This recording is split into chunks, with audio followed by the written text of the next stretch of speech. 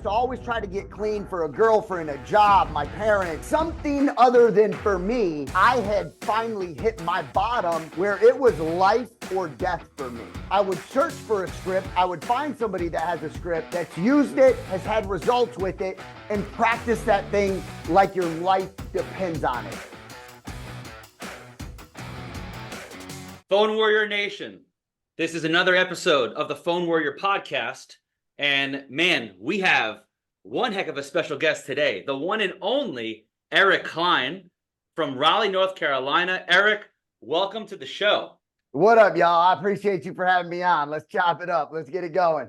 All right, Eric. So tell everyone that doesn't know who you are, maybe a little bit about yourself, where you do most of your business, and really what you are doing right now. Yeah, awesome. I can make that literally 3 minutes. I can make that 30 minutes, but I'll keep it as short as I possibly can. So 42 years old. My name's Eric Cline. I'm out of Raleigh, North Carolina. I'm standing in my wholesale operation as we speak in my office, my personal office, but I've actually only been in this space for coming up on 3 years. And if I rewind really far back, from 13 to 28 years old, I was somebody that was heavily addicted to drugs. I'm talking to the point where at the end of the road for me, I was 28 years old. Crack cocaine is what brought me to my knees. I said I would never do that drug. And ultimately, for 6 years, I smoked as much crack as I could get my hands on. I was blackballed from every union carpenter job site in the city of Chicago. So I was damn near unemployable. If I walked on a job, they'd register your name, they'd see it, I'd be blackballed. I wasn't allowed on the job. And at 28, when like I had hit my bottom, people always ask me, Eric, how did you get clean? And when I look back, I used to always try to get clean for a girlfriend, a job, my parents, something other than for me. I had finally hit my bottom where it was life or death for me. There was no other way. I was gonna die at the pipe, or I was gonna get my life together. And I had a spiritual awakening at 28 years old. A power greater than myself absolutely put a clear vision in front of me. And it was the paramedics showing up at the house. I was locked in for 8 days straight, no sleep. And when you don't sleep for 8 days, you will start hearing and seeing things that are not there. And I remember them kicking the front door in, coming down the hallway, the ambulance, the police dogs, the helicopters. And to make a long story short, my mom was there bawling her eyes out saying, leave him alone, he's dead. And they got everyone back, the commotion settled, and they said on 3, they were going to kick the door in. And when they got to 2, now mind you, I'm sitting in a bed, sweating bullets in my underwear. And on 2, I jump up out of the bed, I open the door, and I was like, I'm alive. And nobody was there. It was me in my own thoughts. And it was the first time I saw a very clear vision that I was going to die. And I was 28 years old. I was 135 pounds. I had burnt all my eyebrows, my eyelashes.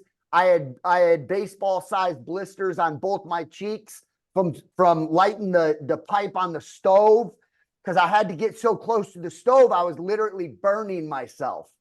And that was the day right there, August 9th, 2009, tattooed on my knuckles.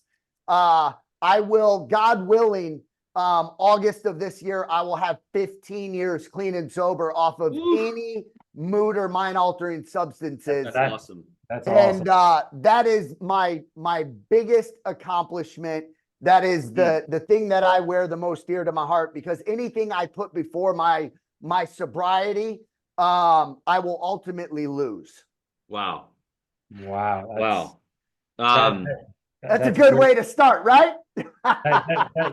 That's really, really, really deep. And I remember by watching one of your videos, you were getting clean, you're sitting in the halfway house, right? Nobody wants to hire you, nobody wants to talk to you, mm, but you pick up the phone, you talk to one person, and that one person's like, hey, listen, like you're our kind of guy, come in for the interview, right? Yeah. And did that change your life trajectory from that point on after you became sober?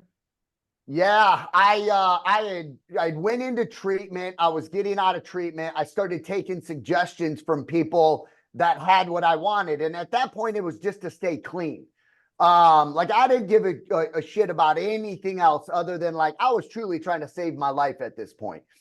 And I went into this halfway house. My girlfriend at the time, which is now my beautiful wife, she would bring me to all these different interviews and nobody would hire me because like I am heavily tattooed from the neck down to my ankles.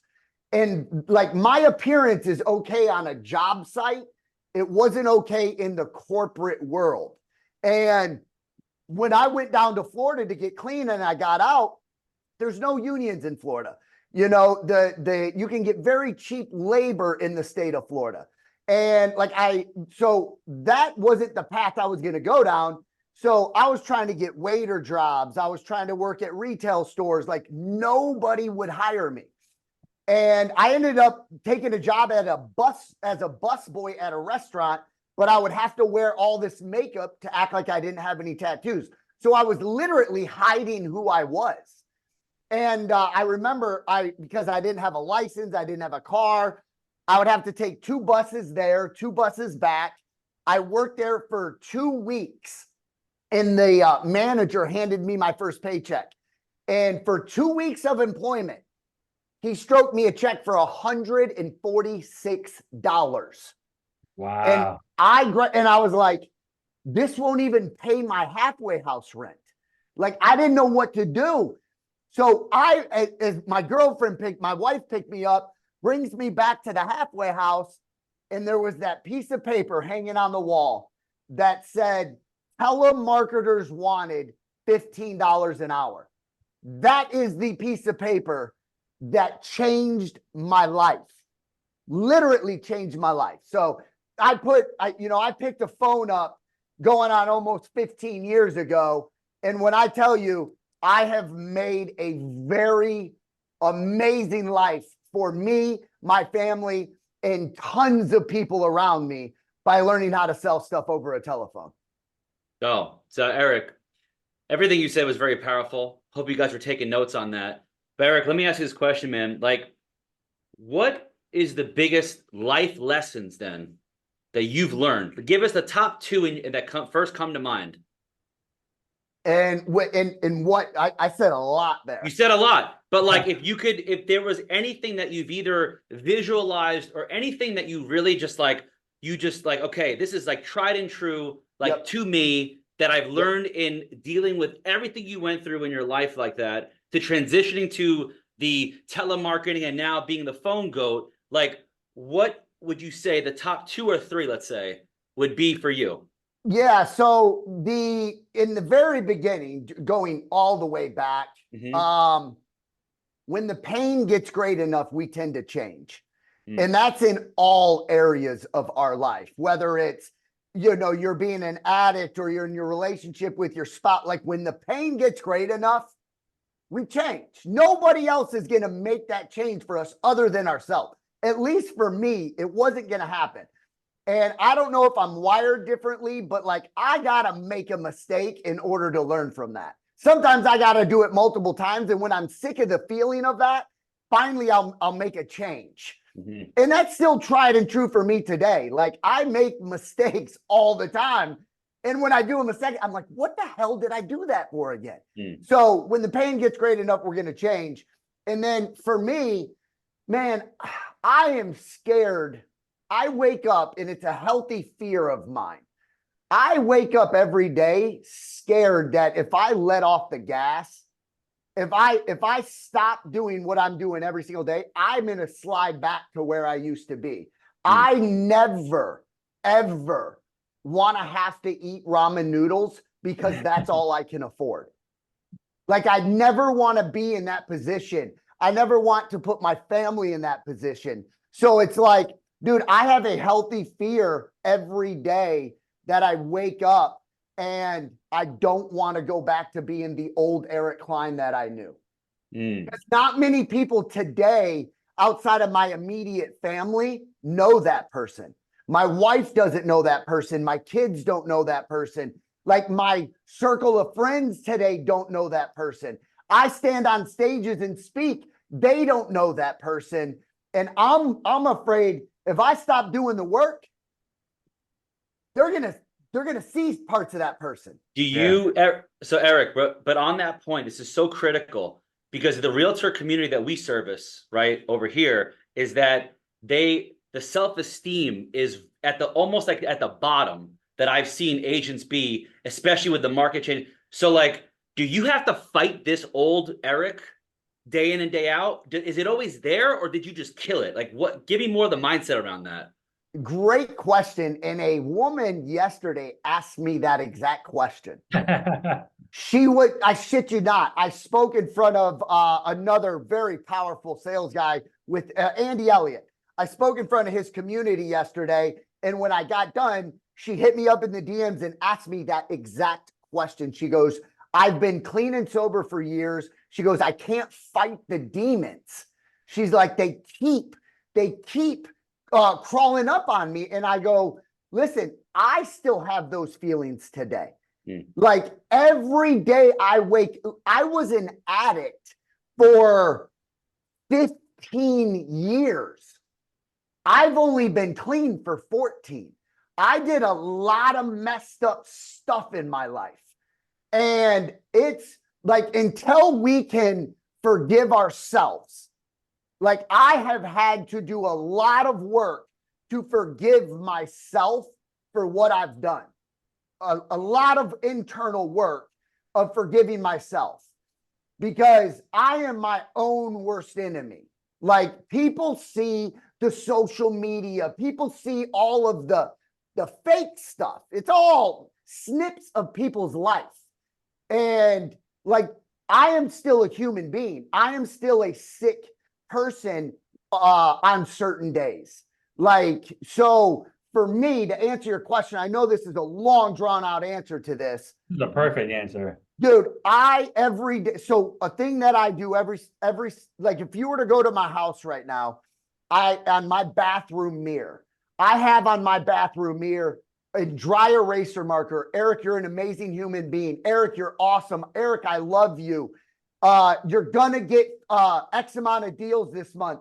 So like, every day I wake up, when I go to brush my teeth, I'm looking at all my goals and me saying positive shit about myself. I go take a shit, I gotta wash my hands, I'm seeing positive stuff about myself.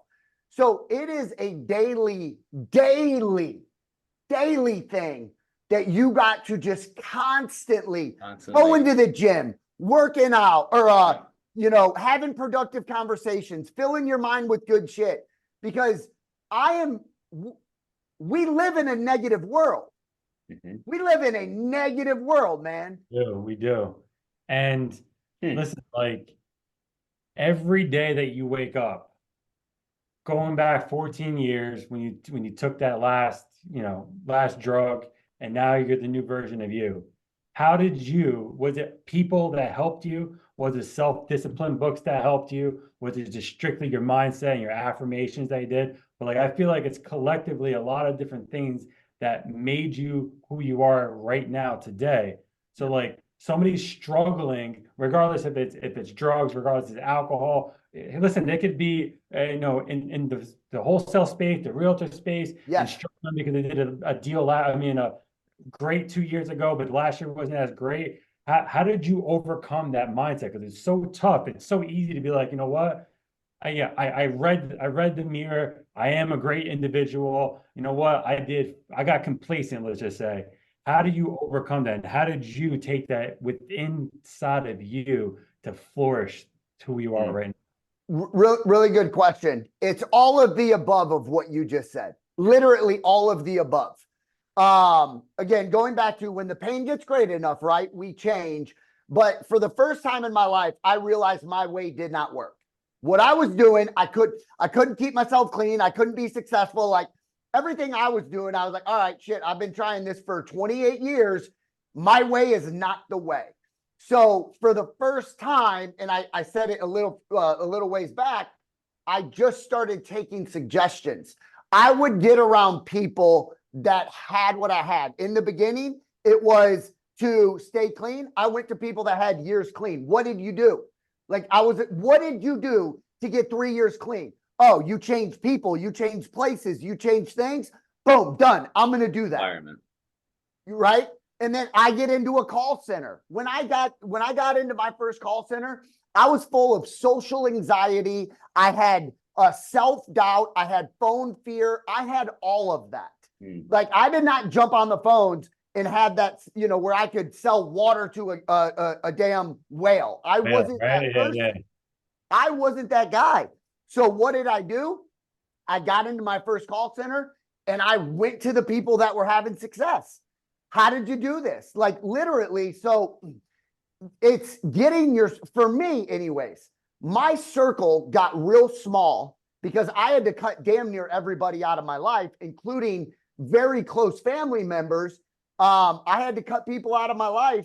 And then I just started taking suggestions. Literally, it's going and asking for help. That's what I have done. And I still do today. If somebody has what I want, I go to them and I get that information and I implement it into my life. Eric, you made a interesting point about fear of the phones, fear of this. What are the biggest misconceptions around fear that you feel like people have? The biggest misconceptions around fear. Well, you can't let it rule you. Fear is healthy, right?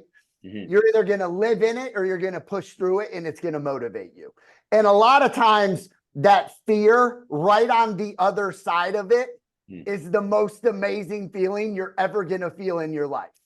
Like legit, I remember the day I got clean, I had a fear of going out and facing reality. I had to take a pint of vodka, literally slam it just to have the courage to go outside. And I was fearful of doing that. But when I got outside, I made it to the train. I made it to a treatment center. My life got beyond my wildest dreams. When I got that first sales job, I had panic attacks on the way to my first day. But again, right on the other side of all of that, I had no clue what was waiting for me. No clue. What would you say to somebody who is fearful to pick up the phone and prospect a stranger? What would be the one tip that you would say, other than just pick up the phone and call? Clearly, they don't have that ambition, but what would you say to them to be able to conquer that fear?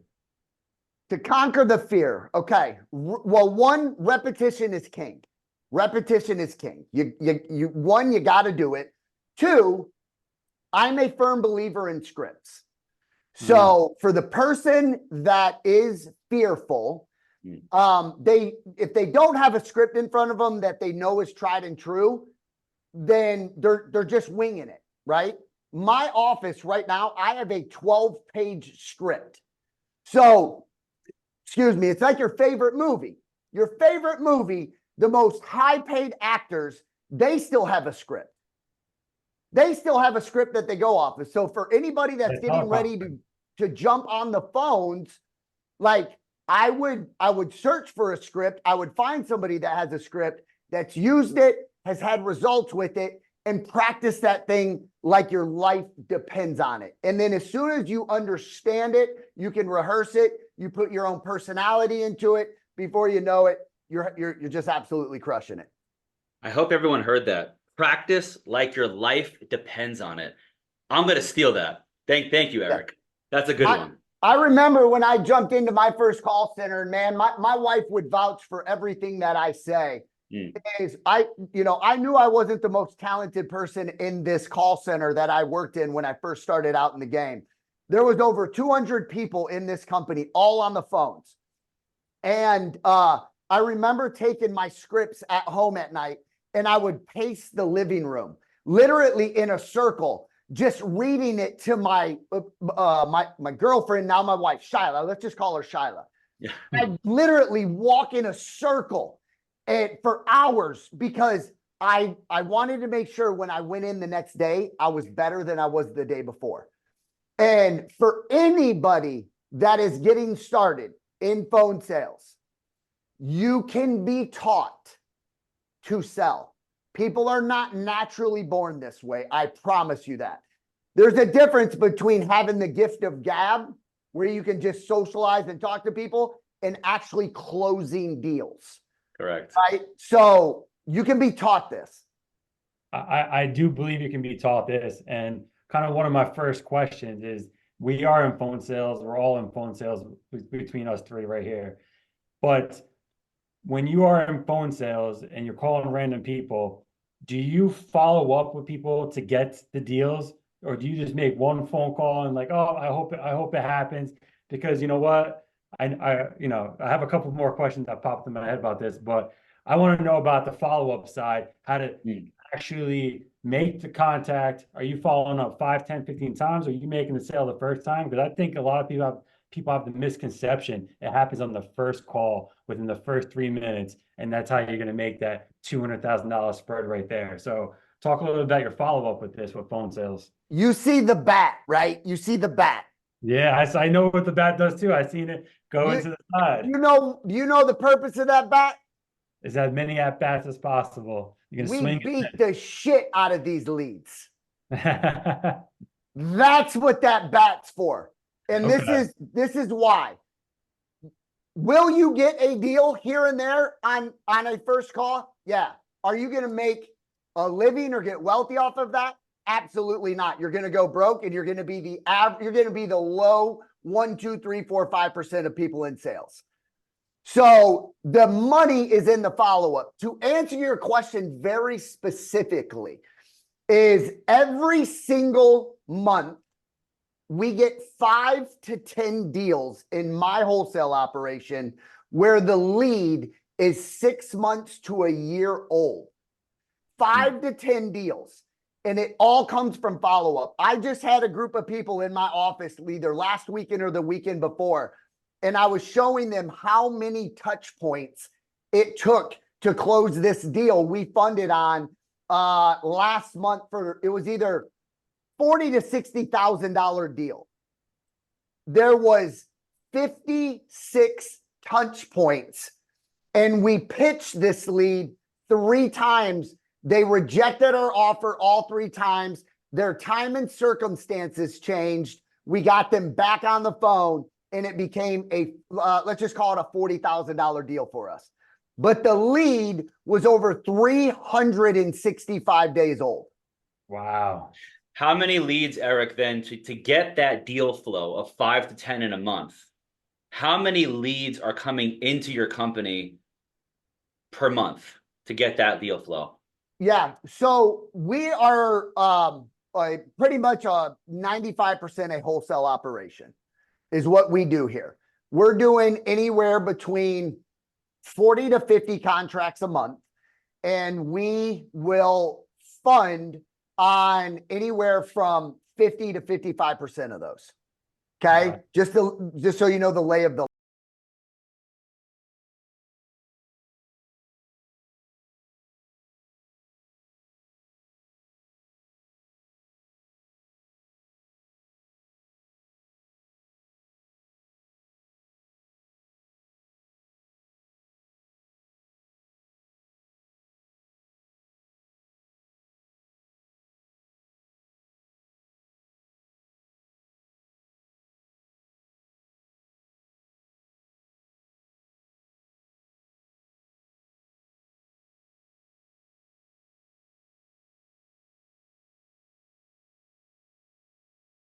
Four, 5, 10 hours before somebody decides to pick it up? Or do you believe in the concept of speed to lead? And time kills all deals. You got to speed to the lead, man. I left that out because I was hoping you were going to say it. Yeah, time kills all deals.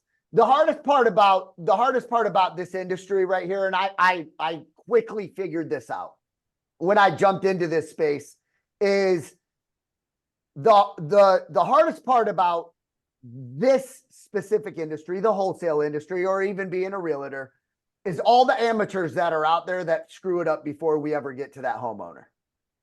All of the phone calls that they get, all of the false promises that they get.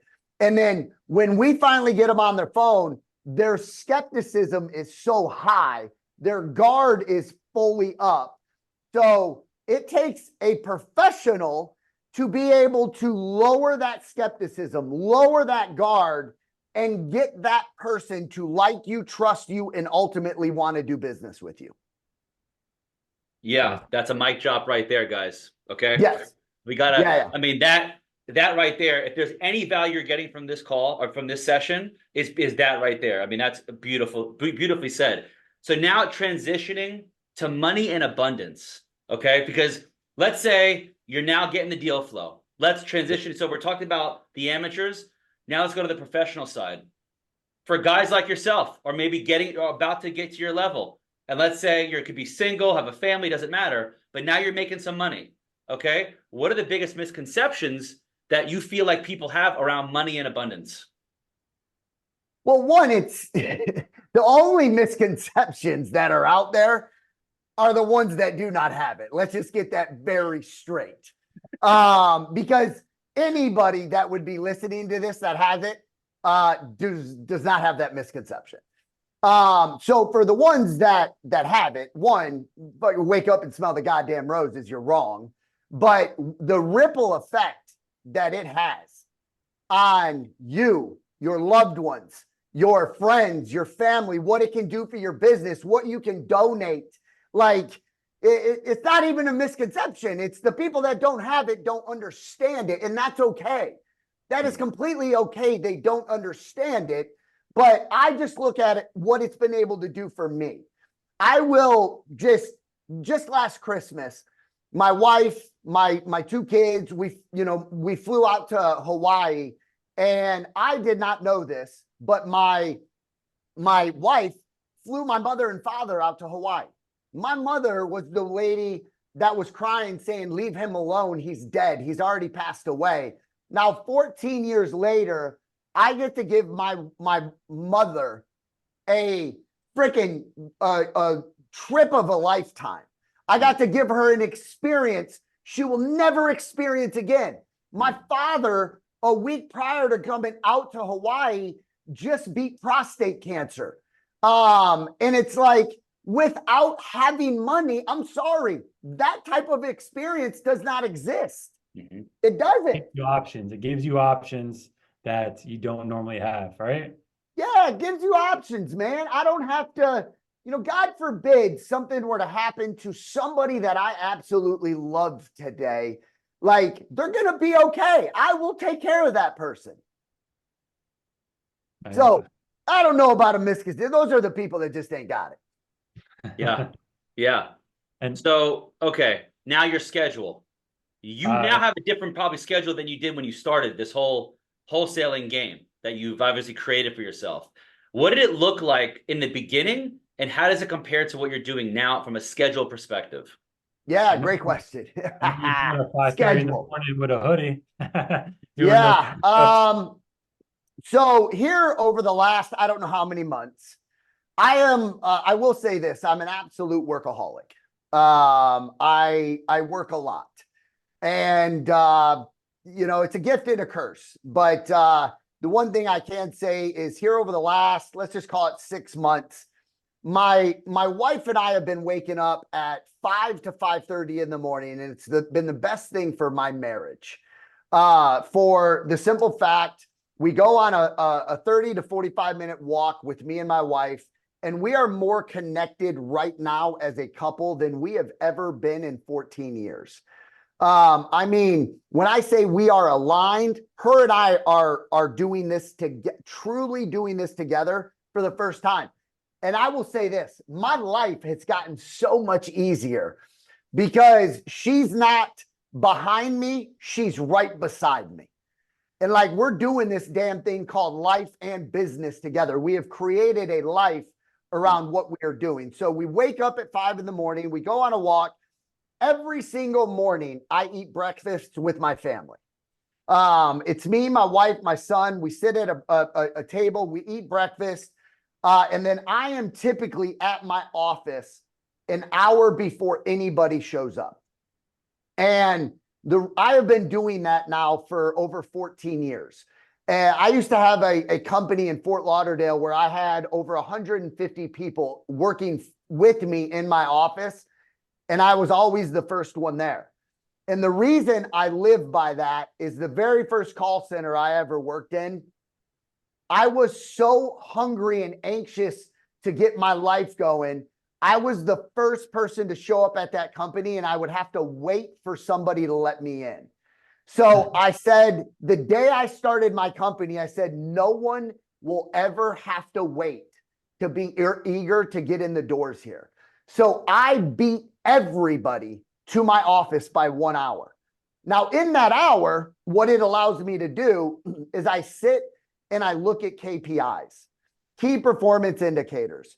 I go over everybody's dials. I go over everybody's talk time. I go over how many leads we have in.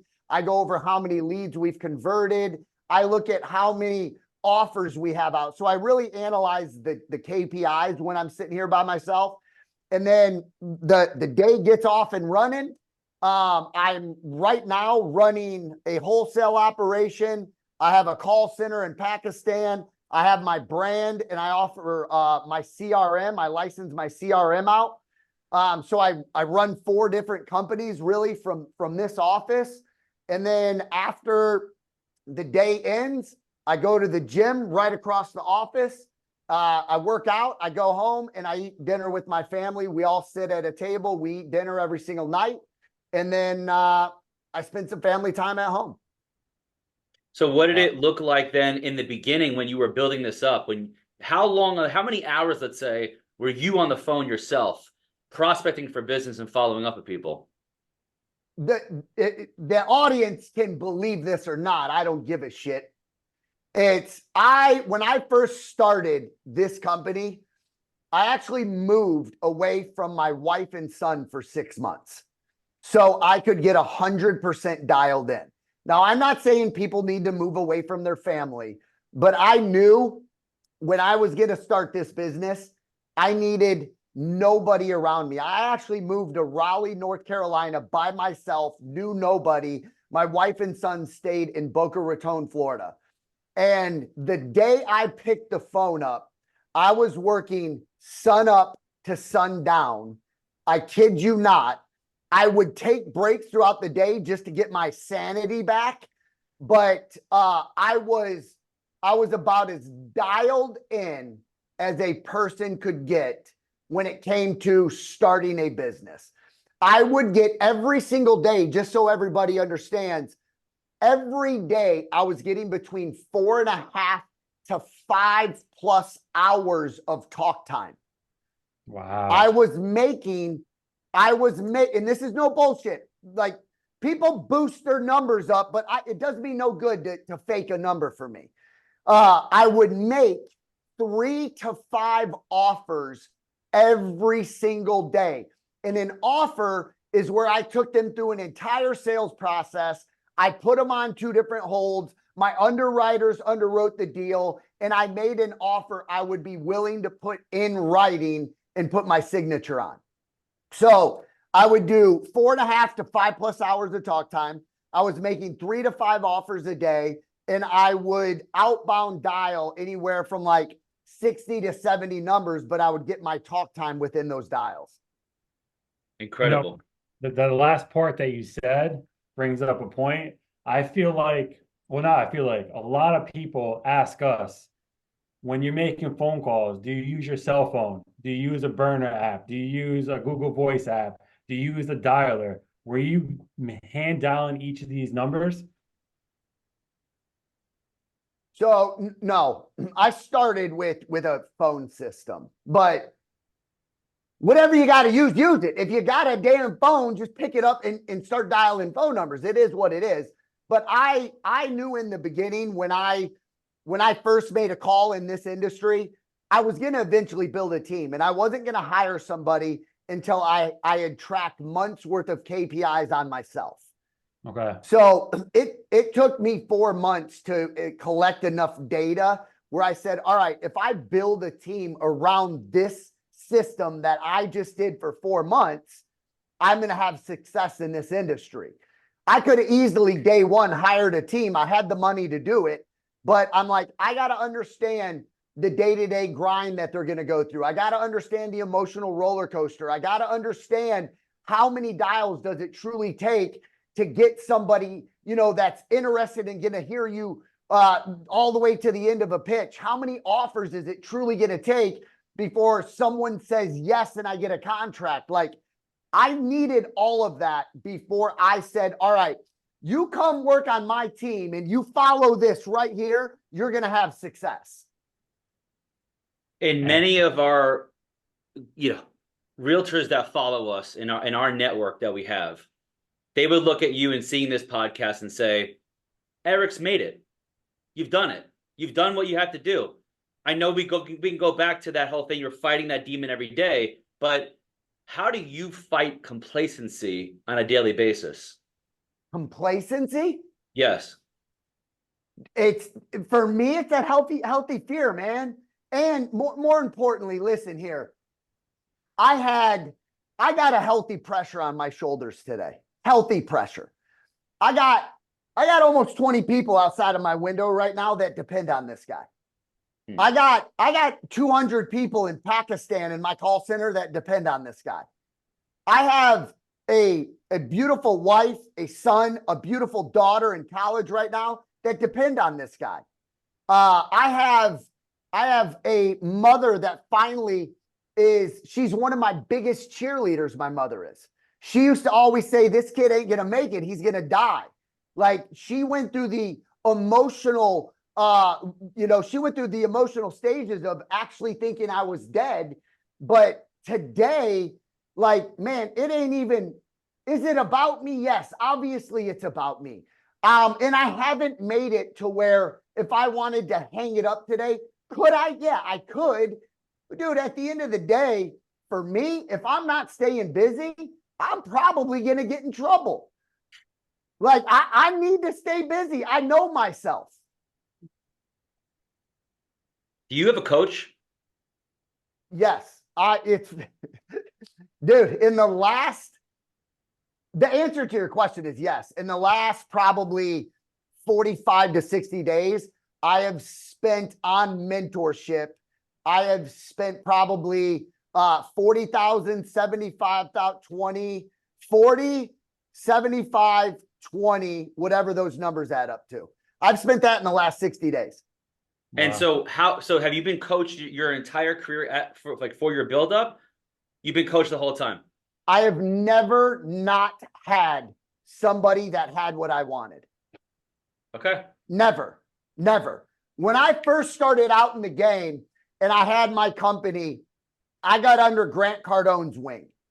And for about 4 years, I was very close to Grant Cardone. This is before he got uberly successful of where he's at right now. And I bet you I had paid Grant over $500,000. Wow. Yeah, and I would do it all over again. And this is the reason why is Grant was the guy that I found when I was Googling, because I was a maniac starting out, and I'm still a maniac today. I was Googling sales, and I wanted to just get better at it. And there was a YouTube video of Grant talking about him being a alcoholic, a drug addict, and getting pistol whipped. And where I saw him at, and I was like, holy cow, this guy talks like me. I can relate to him, and look at what he's doing. So I did everything I could to get closer and closer and closer. I would buy front row tickets to all of his events. I would raise my hand every time does anyone have questions? And eventually he became, I hired him to be a one-on-one coach for me for years. So I got close to him. It got me on the 10X stage. I spoke at 2 10Xs. I spoke at multiple Grant's boot camps that he did on the weekends in Miami, which showed me like, dude, you can get on, you can do whatever you want. And when I sat and had that intimate time with him where we would sit one-on-one, I'm like, this is just a regular dude. Like, he's a regular guy that just fucking shows up and works every single day. Listen, like you said before, it's a mic drop with that. And a lot of people don't agree with the hard work. A lot of people just want it handed to them. They just think that it just grows and you don't have to do anything. You put a little water on it and it stops. But it's impressive to see where you've came from, impressive to see what you have built. And like you said, you put your mind to anything you want. You're on stages right now. You know, sky's the limit for you, and the sky's the limit for anybody that's out there. Yeah. And so, Eric, I guess the last question I have for here, because this has been lights out, probably one of the best ones that we've done so far. But I will say this is that if you had a time machine that you can go back to your Eric self in your starting your business career. So go back to 14 years doing what knowing what you know now, and you can tell yourself, you had the full attention of yourself, say, Eric 14 years ago, what are you saying to your Eric 14 years ago? Great question. Really, really, really good question. So I would tell my early entrepreneur self, do not hire off of desperation, hire off of skill. I have wasted so much money hiring because I was desperate. I didn't hire the qualified person. And I would put just any ass in any seat. And it has costed me, let's just put a question mark, because I have no clue how much it has cost me. And I built a business from a bedroom to doing over $34 million a year, getting ready to exit to a private equity firm, and then starting over building this wholesale model. And I did the same damn mistake again. When I was building this thing, I started building off of desperation rather than taking the time and hiring quality, qualified people. Wow. Huge. And, you know, my final question to you is, what, you know, we'll speak about the last 14 years, but looking, you know, when you're 80, 90 years old, you know, what do you want your legacy to be, from the people that see you, to your family, to, you know, the internet's like, what's your legacy? Where it was on a tombstone, carved in stone, what would you want it to say about yourself? Ooh, great question. I'm looking, literally, my son just walked in the office. I see him way over there. Wow. Like this, I don't know if this is a coincidence or not, but I'm gonna give two parts to this. I here just recently got a wake-up call, and I don't even know if this is answering your question. I'll answer your question after this. My wife saw something online, and it was somebody asking like 20-year-old guys in their 20s how often you call your mother. And there was all sorts of answers. Like, one guy said, oh, I call my mother once a month. And then the other guy was like, I call my mother 2 times a month. And then the one guy was like, man, I call my mom once a day. And there was, you know, a group of people that said, I call my mom multiple times a day. And these were all men, right? They were all men. And I have nothing to do with my biological father because of what he did to me, the way he raised me. I want to be so far from that guy. And, so it got me thinking, and I was like, damn, what if I ask my son how many times he's going to call me? And so I go, and it was at dinner, and I was like, buddy, how many times will you call dad when you're in your 20s? And he goes, I don't need to call you dad. I'll just call mom. And I was, it hurt my heart. This just happened a couple days ago. So yesterday in my office, I went through and I looked at when my son would text message me, and like, I love my son to death. I shower him with love, like but I got a rude awakening within the last 48 hours, because I went and looked back at all the times my son tried calling me and how many times I hit the sorry, I can't talk right now button on my iPhone. And so I just yesterday at like 3:30 or 4 o'clock shot my son a text message. He's 11 years old and he's in 6th grade. I shot him a text message and I said, "Hey buddy, how's your day going?" And he goes, "Dad, why are you asking me this?" And I was like, "Buddy, I just wanted, how was school?" He goes, "Are you okay?" And I go, "Why do you ask that?" He goes, "You never ask me how my day is going." Wow. So, dude, it hurt my heart. Just when you think you got all areas of life figured out and you're doing a great job and you're doing this, Right. I got slapped in the face by my 11-year-old son yesterday without him even knowing he did this to me. And I always say, I don't want to be that guy. And yesterday I went home and we were eating dinner again. And I go, "Buddy, when I texted you like that, why did you respond?" And he goes, "Dad, because you don't text me that kind of stuff." And then I was like, "Well, what if I continue to do it?" He goes, "If you're consistent with it, I'll believe it." Consistency.